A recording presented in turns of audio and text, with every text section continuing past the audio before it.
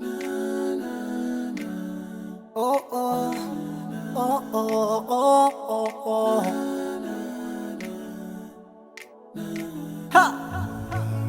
Ndikama mwetulila mumaona ngati ndikukondwa, ndikama sekelela mumaona ngati zili bwino, koma ndi chipembedzo changa chimandipanga kukhala wodeka, poti zonse mumakamba ine zimandipeza siyani. Allah mandidziwa bwino lomwe posa aliyense, andidziwa ndizomwe ndizachite pa dzikoli.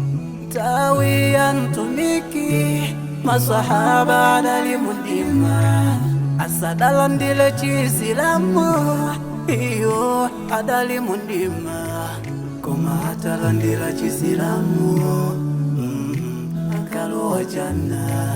Zili chimozimozi ine, musatenge ntchito zapatsana, koma mutenge utenga omwe ndaza nawo kwa inu.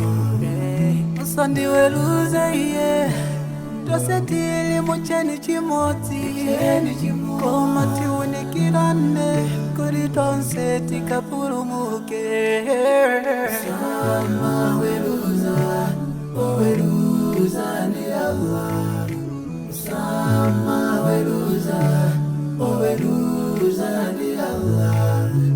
Sama weruza, oweruza ni Allah. Oh yeah. Sama weruza, oweruza ni Allah. Tegulina ndidati ndiyende ndiche mwali mtauni, mkazi wanga adalipite kunyumba, kale adalandila foni, tamuona mamuna wako ali ndi chibwezi, adandiwana ndikujama sana nthawi ya Ramadhani, takuziwa zoti ndikudwala. Nthawi zambiri ndimachedwa kusukulu, koma sakuziwa ndimawatengela makolo kuchipatala kumawa. Ndiye chonde musana weruze, muyambe kaye mwafunsa mudziwe chona. Sama weruza, oweruza ni Allah. Sama weruza, oweruza ni Allah. Sama weruza, oweruza ni Allah.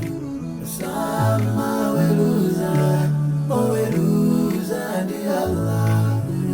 Musandiweruze iye, tose tili mucheni chimodzi, koma tiunikirane kuti tonse tikapulumuke. Sama weruza, oweruza ni Allah.